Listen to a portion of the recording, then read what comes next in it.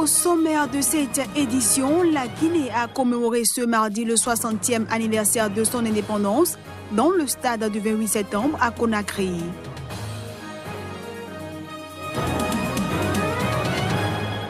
La première dame des États-Unis, Melania Trump, s'est envolée ce lundi sans son mari pour un voyage d'une semaine en Afrique.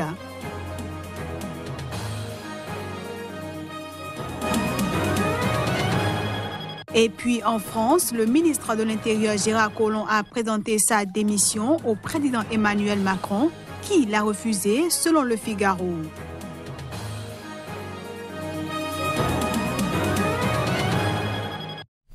Voilà pour le sommaire. Bienvenue à tous. On démarre cette édition par le Niger, où les enseignants ont suspendu leur grève qui durait depuis un mois. Les cours ont donc repris ce lundi dans les universités du Niger, selon deux syndicats. La discipline des enseignants les conduit à respecter la suspension de la grève. Vendredi, en effet, le syndicat national des enseignants-chercheurs du supérieur, SNEC, avait annoncé la suspension de sa grève en attendant l'issue d'une médiation de la Commission nationale des droits de l'homme. De son côté, le gouvernement a accepté de différer l'application de ces textes sur la gouvernance des universités, dont la nomination des recteurs par décret fortement contestée par le SNEC. Les 505 enseignants-chercheurs des universités nigériennes observaient un arrêt de travail depuis le 3 septembre, date officielle de la rentrée universitaire. Ils exigeaient l'apurement de plusieurs mois d'arriérés de salaire et des primes de recherche pour certains de leurs militants. Les grévistes demandent aussi la prise en charge des assurances maladie, le versement des frais d'encadrement, de perfectionnement et de soutenance. Mi-septembre, le ministre nigérien de l'enseignement supérieur avait assuré que les arriérés de salaire avaient été apurés et les quelques cas d'arriérés de primes de recherche et les avantages statutaires qui ne sont pas payés le seraient rapidement. On parle toujours éducation. Au Tchad, la rentrée scolaire n'a pu avoir lieu ce lundi et pour cause, le pays est toujours touché par une grève des fonctionnaires qui avait déjà marqué l'année scolaire 2017-2018 où les élèves du public n'ont eu en tout que 4 mois et demi de cours au lieu de 9 mois prévus. Dans la capitale N'Djamena, les portes des établissements du secteur public, primaire et secondaire sont restées fermées. Par contre, dans les établissements privés, la rentrée s'est déroulée normalement. La rentrée universitaire a été timide début septembre, les étudiants revenant surtout pour des cours de rattrapage.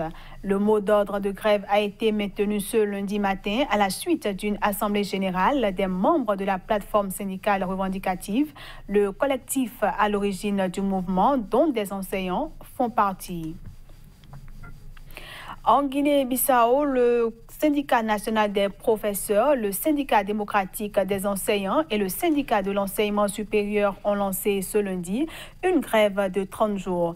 Objectif, réclamer le paiement d'arriérés de salaire et de meilleures conditions de travail et dénoncer des engagements datant de novembre 2017 non tenus par le gouvernement.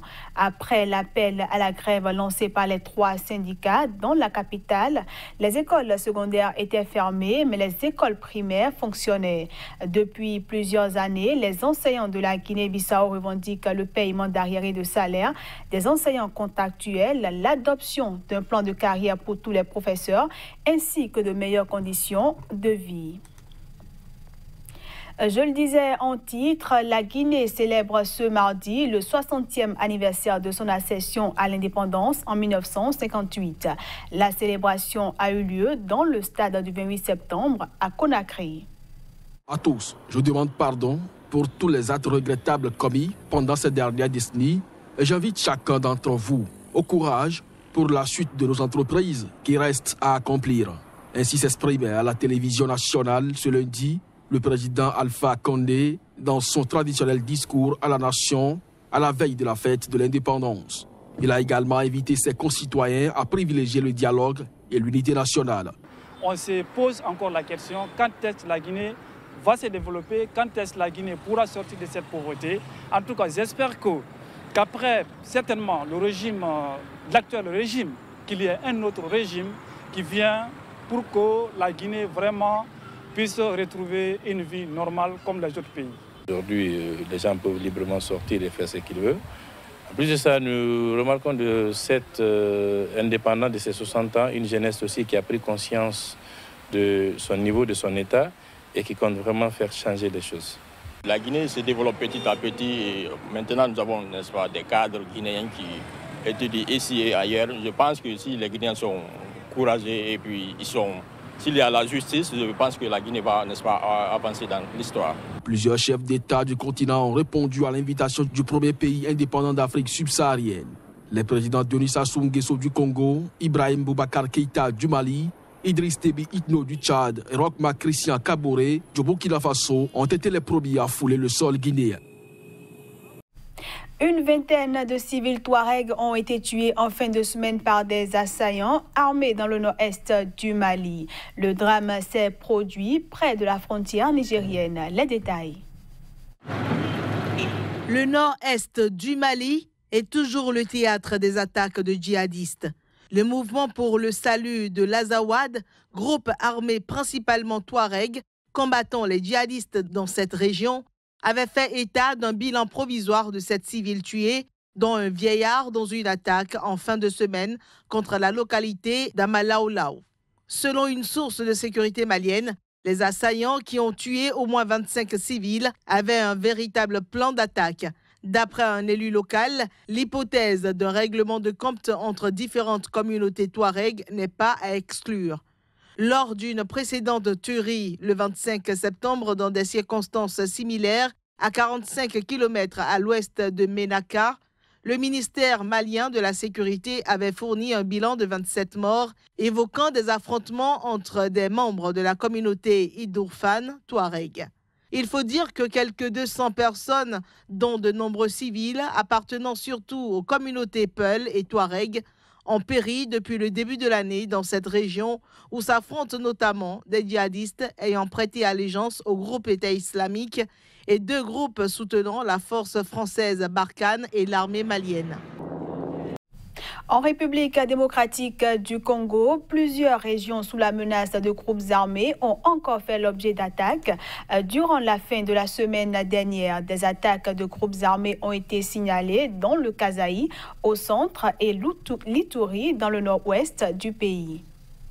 Les conflits de basse intensité qui continuent de miner maintes régions de la République démocratique du Congo se sont poursuivis durant la fin de la semaine dernière avec des attaques de groupes armés rapportées dans le Kasaï, au centre de l'Ituri et dans le nord-ouest. Une position de l'armée congolaise a été attaquée dimanche matin à Chiaou, dans la commune de Nganza, province du Kasaï central.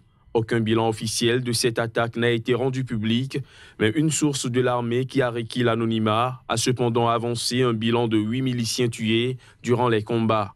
Les miliciens ont également incendié la maison du chef du village qu'ils accusent de fournir des informations à l'armée. La même source a expliqué que les miliciens ont recruté beaucoup de jeunes qui sont en brousse. En Ituri, un assaut d'un groupe armé a également tué 2 militaires et 3 civils, d'après l'administrateur du territoire de Djougou, Alfred Efoloko. Les opérations de ratissage se sont poursuivies dans cette localité. Le porte-parole de l'armée dans la région, le lieutenant Jules Chikoudi, qui a confirmé la mort de 3 civils, juge la situation un peu inquiétante car les attaques des assaillants sont opérées presque d'une façon simultanée. Melania Trump, la première dame des États-Unis, s'est envolée sans son mari pour un voyage d'une semaine qui l'amènera au Ghana, au Malawi, au Kenya et en Égypte. La troisième épouse du président des États-Unis posera le pied sur le continent africain pour la première fois de sa vie. Melania Trump, la troisième épouse du président des États-Unis, posera le pied sur le continent africain pour la première fois de sa vie. Pour cette visite diplomatique et humanitaire qui va durer une semaine, selon les termes de sa porte-parole, elle entend mettre l'accent sur les enfants. Au-delà de rencontres avec d'autres premières dames, Melania Trump entend également mettre en lumière le travail de l'USAID, l'agence américaine pour le développement. Selon sa porte-parole, Melania Trump ne part pas en voyage commandé, mais sur sa propre initiative. En effet, aux États-Unis comme sur la scène internationale, la première dame s'est jusqu'ici tenue à distance dans une forme de neutralité des initiatives de son mari dans un contexte marqué avec la plupart de celles qui l'ont précédée à cette fonction. Allons en France pour finir la première partie de cette édition. Le ministre de l'Intérieur, Gérard Collomb, a présenté sa démission au président Emmanuel Macron, qui l'a refusé. C'est en tout cas ce que l'on a appris auprès de l'Élysée, qui confirme une information du Figaro. Face aux attaques dont il fait l'objet depuis qu'il a confirmé qu'il serait candidat le moment venu à la mairie de Lyon, le ministre de l'Intérieur, Gérard Collomb, a présenté ce lundi en fin de journée sa démission au président Emmanuel Macron qui l'a refusé. Ce dernier lui a renouvelé sa confiance et lui a demandé de rester pleinement mobilisé sur sa mission pour la sécurité des Français. Gérard Collomb, qui avait publiquement critiqué le manque d'humilité et d'écoute de l'exécutif, avait annoncé le 18 septembre dernier son départ du gouvernement l'an prochain pour se présenter aux élections municipales de Lyon en 2020.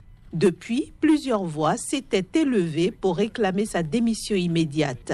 Selon un familier du sommet de l'État, le scénario d'une éviction rapide de Gérard Collomb n'a pas été sérieusement envisagé par Emmanuel Macron et Édouard Philippe, moins d'un mois après la démission fracassante de Nicolas Hulot et le mini-remaniement qui s'en est suivi. On passe à présent à la revue de presse africaine, une présentation de Génial Afouda.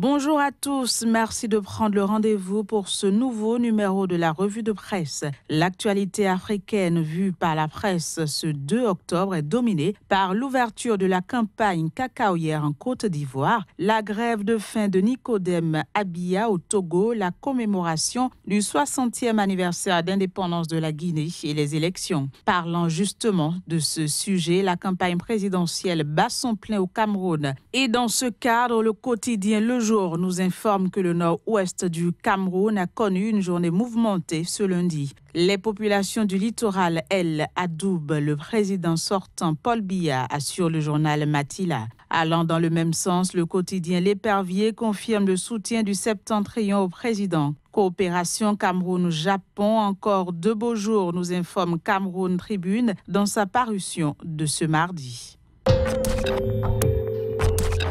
Commémoration du 60e anniversaire d'indépendance de la Guinée, le journal nigérien Sahel nous apprend que le président Issoufou Mahamadou y prend part. Il nous informe aussi que les partis politiques se sont accordés sur la révision du code électoral nigérien lors d'une réunion extraordinaire du Conseil national de dialogue politique hier lundi. 13e jour de la grève de faim de Nicodème Abia au Togo. Le pouvoir empêche l'évacuation sanitaire de l'ancien député, se désole le journal Liberté, qui dénonce également le déblocage de plus d'1 demi-milliard de francs CFA dans le cadre de la construction d'un stade de 2000 places sans appel d'offres. Dernier sujet du jour, ce sera en Côte d'Ivoire où les chefs traditionnels renouvellent leur soutien au président Alassane Ouattara, a écrit le quotidien Fraternité Matin, qui nous informe également que la campagne cacaoyère s'est ouverte hier lundi. Le prix du cacao est passé à 750 francs CFA avec une hausse de 50 francs CFA par rapport à l'année dernière. Voilà, ce sera tout pour la revue des titres de ce 2 octobre 2018. Merci de l'avoir suivi. À demain pour de nouvelles informations. Et voilà, mesdames, messieurs, ainsi prend fin cette édition que je vous remercie d'avoir suivi.